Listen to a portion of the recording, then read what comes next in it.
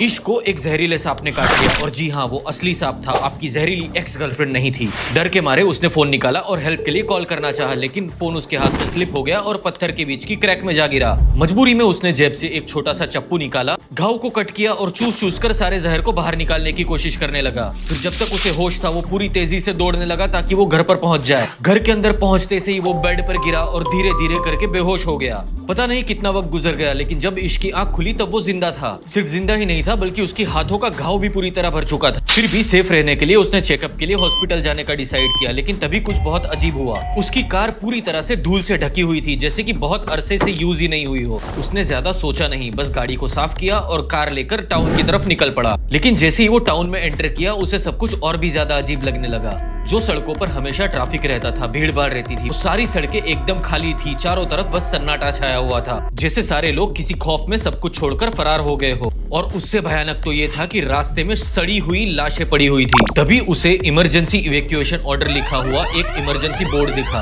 अब इसको समझ में आ गया था कि जब वो कोमा में था तब पूरी दुनिया बदल चुकी थी। वो तुरंत ही कार में बैठा और इन सब चीजों का जवाब ढूंढने के लिए किसी बड़े शहर की तरफ जाने लगा। रास्ते में रेडियो पर उसे पता चला कि वो 4 हफ्ते से कोमा में था और उस वक्त एक डेडली वायरस पूरी दुनिया में फैल गया था। न किसी ने थाली बजाई, न किसी ने ताली बजाई, बस इसीलिए इन्फेक्शन इतना फास्ट स्प्रेड हुआ कि पूरी इंसानियत लगभग खत्म हो गई। वो लास वेगस पहुंचा, लेकिन वहां पर भी चारों तरफ सन्नाटा था। पावर ग्रिड अभी भी चल रही थी, नियॉन लाइट्स चमक रही थी, शहर पूरी तरह से खाली था। काफी दिनों तक वो ढूंढता रहा कि उसकी तरह कोई और दूसरा सर्वाइवर भी उसे मिल जाए, लेकिन उसकी सारी कोशिशें नाकाम रही। वो पूरी तरह से टूट चुका था। उसने अपनी लाइफ खत्म करने का सोचा और एक्सीलेटर पर पूरा पांव दबाकर गाड़ी भगाने लगा, लेकिन तभी रोड के बीचों बीच एक कुत्ता आ गया जिसे सुप्रीम कोर्ट ने छोड़ दिया था। किसी तरह से वो कुत्ता भी इस आउटब्रेक से बचा हुआ था और एक तरह से देखा जाए तो उसने इश्क की लाइफ भी बचा ली।